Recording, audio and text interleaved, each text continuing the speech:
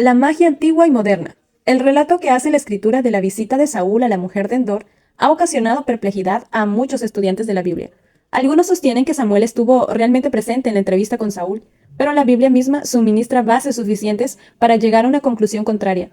Si, como algunos alegan, Samuel hubiera estado en el cielo, habría sido necesario hacerle bajar de allí, ya sea por el poder de Dios o por el poder de Satanás. Nadie puede creer que Satanás tenía poder para hacerlo bajar del cielo al santo profeta de Dios para honrar a las hechicerías de una mujer impía.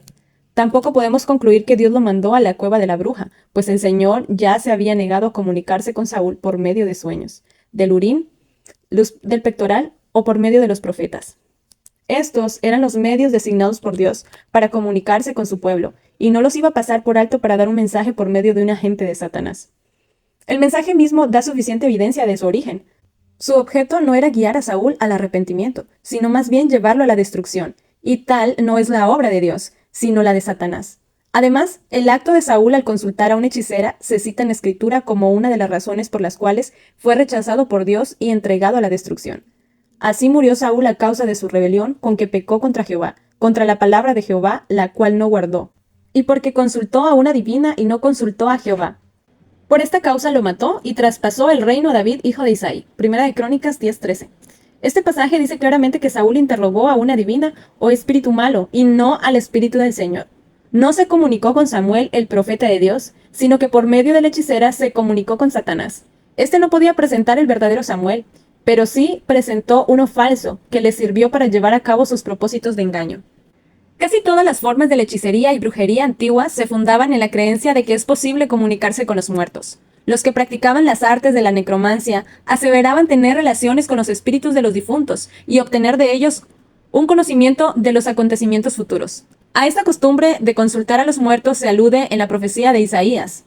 Si os dicen, preguntad a los encantadores y a los adivinos que susurran hablando, responded, ¿no consultará el pueblo a su Dios? ¿Consultará a los muertos por los vivos? Isaías 8:19. Esta misma creencia en la posibilidad de comunicarse con los muertos era la piedra angular de la idolatría pagana. Se creía que los dioses de los paganos eran los espíritus deificados de héroes desaparecidos. La religión de los paganos era así un culto a los muertos.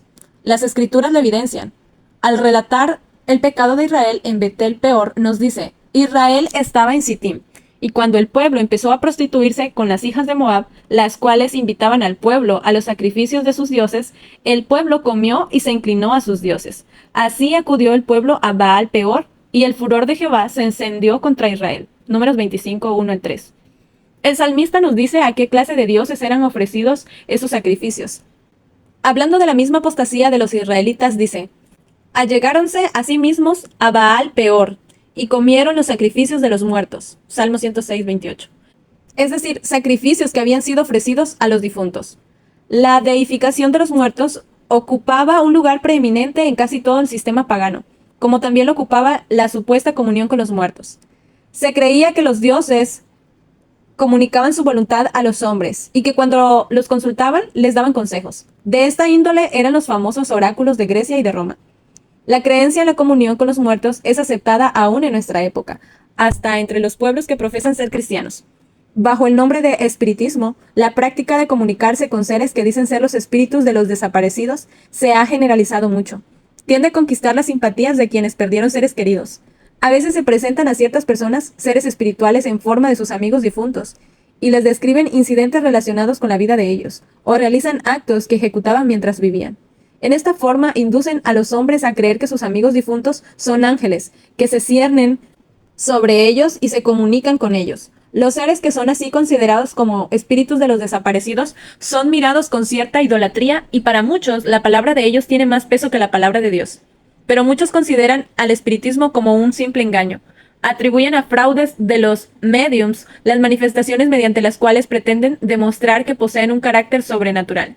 Sin embargo, si bien es cierto que con frecuencia se ha presentado los resultados de alguna superchería como manifestaciones genuinas, ha habido también evidencias notables de un poder sobrenatural. Y muchos de los que rechazan el espiritismo como resultado de la pericia o la astucia humana, al comprobar manifestaciones que no pueden explicar en este sentido, se verán inducidos a reconocer sus acertos como veraces.